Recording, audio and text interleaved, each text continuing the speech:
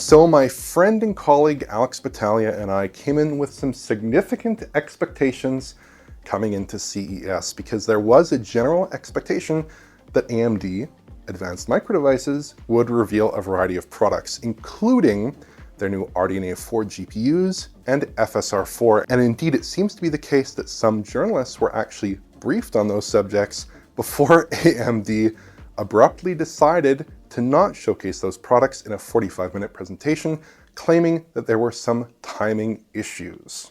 But AMD actually did showcase some of those technologies at CES, but in a somewhat slightly sneaky fashion that certainly surprised Alex and I. So Alex, can you lay out the general situation that we encountered yesterday afternoon about 2 p.m. in the Venetian Hotel in Las Vegas? Can you lay that out for me? Can you explain exactly what happened? Yeah. And what surprised us so much? Well, basically we went into the AMD booth there, which isn't a booth. It was actually a suite section of the hotel itself in the conference area with little to no expectation what we would see there, because we knew that they kind of abruptly didn't actually say too much about RDNA 4 GPUs or any of the technology behind FSR 4 beyond saying that it exists and that they'll talk about it at a later point in the quarter. So we went in there with little to no expectations, and we walked in and actually we didn't think that we were going to be seeing much of anything at all. There was like a Black Ops stand and like you could see some like handheld stuff in the corner and the games were running, but it was contextless. We didn't actually know what was going on. So I walked around and I looked for any people from AMD that I tend to know.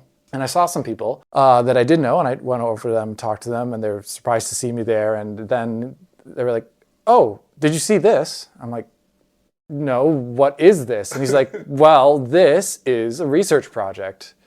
And lo and behold, sitting side by side, two PCs, one running I don't know what card was in the first PC, but it was running FSR 3 on the left-hand side. And the 3.1. Oh, 3.1, sorry, yeah, because this is running in Ratchet and Clank, Nixie software there.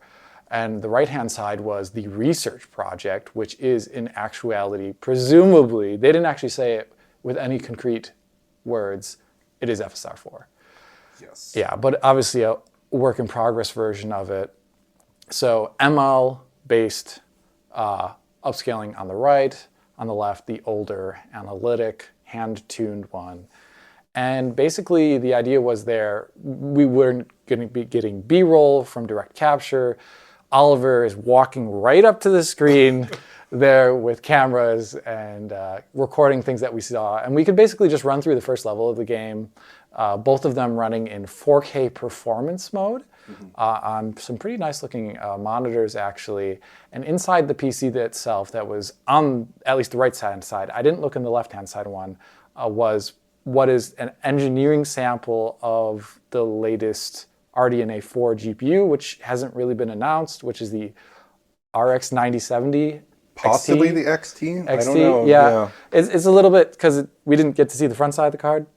So it was just the backside, which was labeled engineering sample. So there's only so much we can say there. But basically it was and I say contextless as the demo because there wasn't anyone there.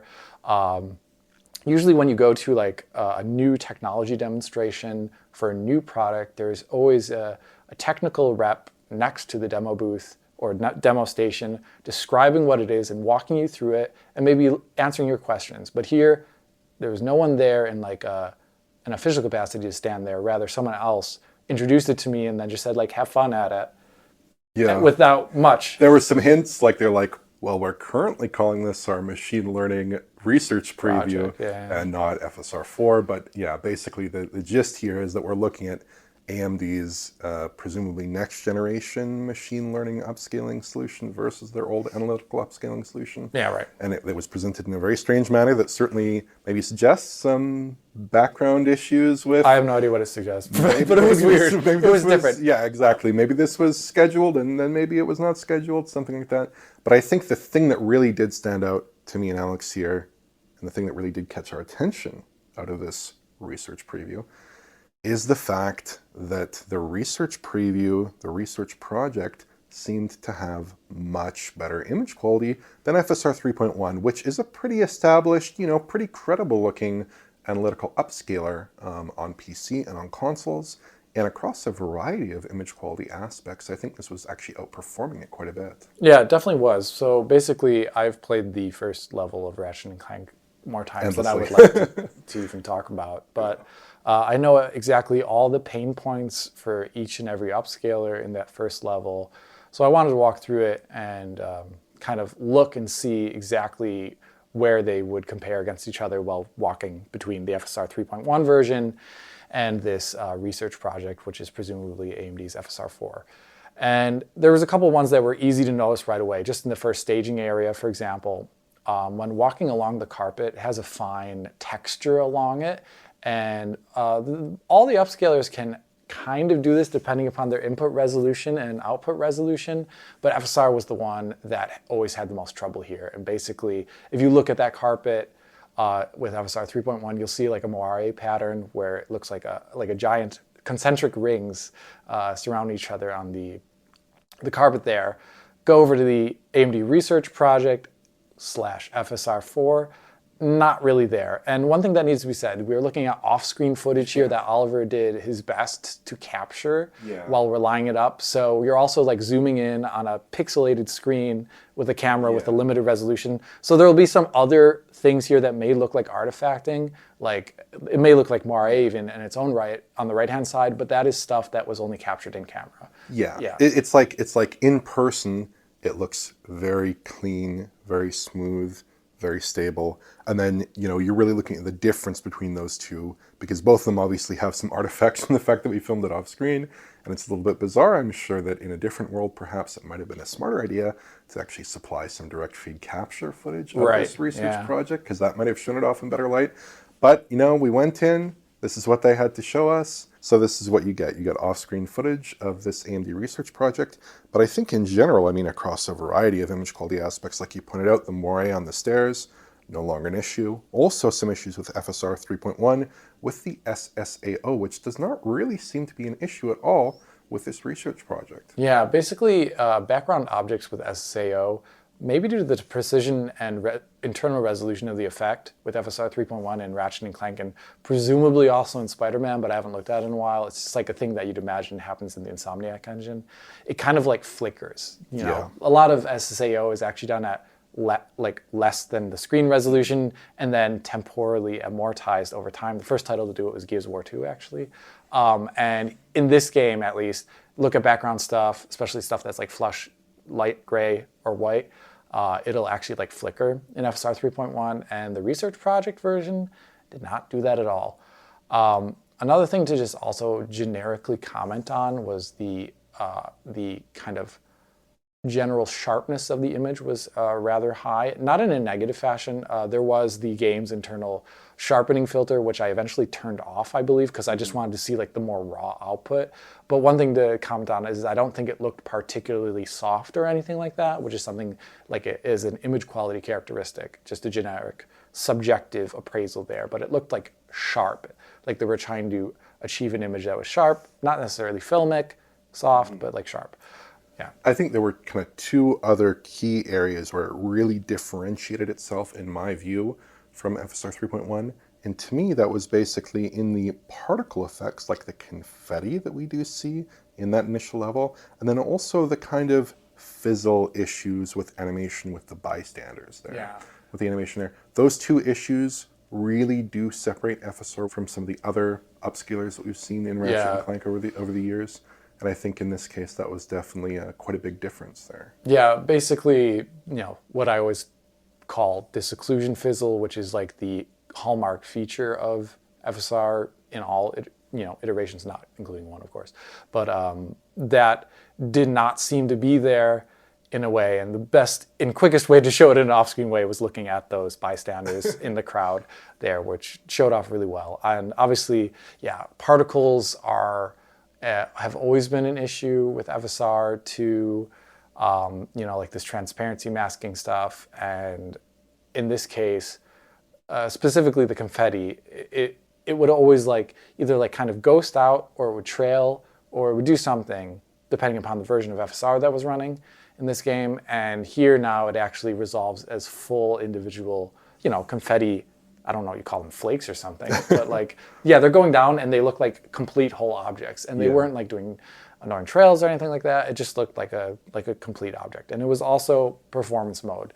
That was another thing that actually was said to us, is that they're showing it off in performance mode because, well, this was more like said like in a side manner. It wasn't actually like directly described to us, but it was like basically they know that this 1:4, 1/4 scale is like the biggest test of the quality of a scaler, as well as the thing that FSR never could do really, really well. Exactly. Right? So exactly. basically they're showing off all the areas where FSR 3 and earlier would be bad, and this looked not bad. It looked good. In fact, it looked great. It looked really good. Yeah, and this is kind of what we've wanted to see from AMD. So I think overall, the quality of this upscaler seems really, really good across this content, even though it is a research project, as they like to declare to us.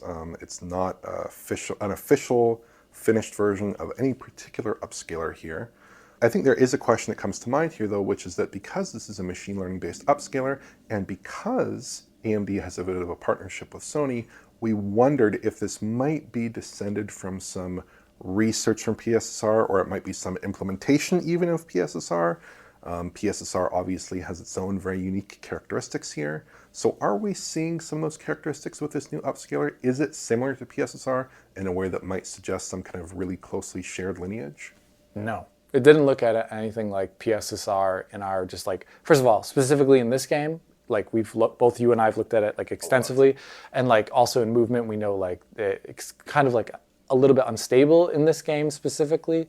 And also a generic PSSR feature that seems to be found almost across every single game that uses PSSR is if you sit the camera still, it almost looks like, if you've ever seen like a plasma TV running, like there's like just like a noise pattern in like standard moving footage. It's like kind of footage. fundamentally unstable. Yeah, and that's something that PSSR has, and this didn't have that at all.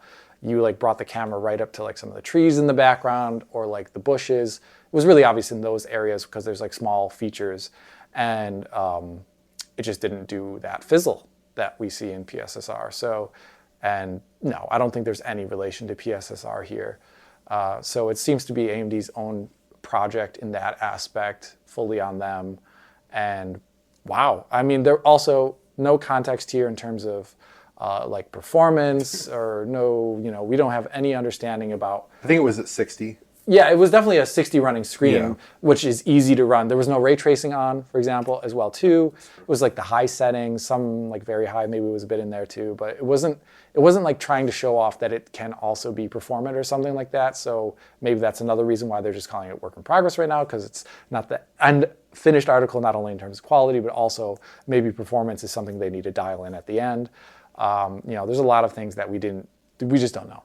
So I think the lesson here, guys, is that if you happen to be at CES, and if AMD happens to slip on a highly anticipated product or products, because we did see presumably the 9070 there as well, albeit in sample form, engineering sample form, then just stop by the AMD booth, take a look around, go pixel peeping on some monitors with a DSLR and a buddy, and maybe you too can find the latest version of FSR and AMD's somewhat announced graphics cards. I don't even know at this point.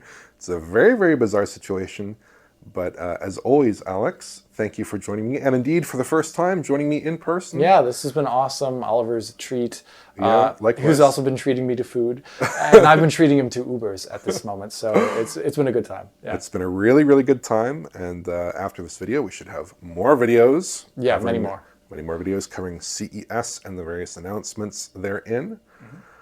But Alex, thanks for joining me. And yeah, let's just say a quick Auf Wiedersehen.